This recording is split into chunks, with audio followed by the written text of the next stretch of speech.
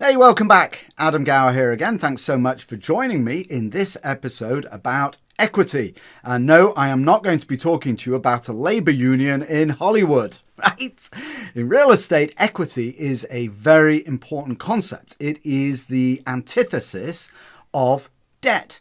Meaning that a developer, when they develop a project, in fact, let's go ahead and have a look here on the Small Change website. You can see here on this particular project, the come home zone, and security type is equity, right?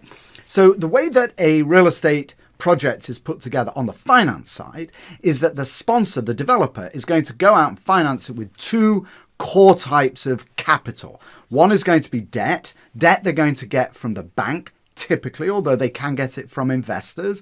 That's going to come with a mortgage, and that is usually paid back with interest and only with interest, right?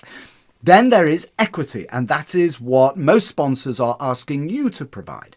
The equity gets an interest rate, but in the form of a preferred return usually, and a share of the profits. That's one of the fundamental differences between equity and debt, is that it gets a share of the profits.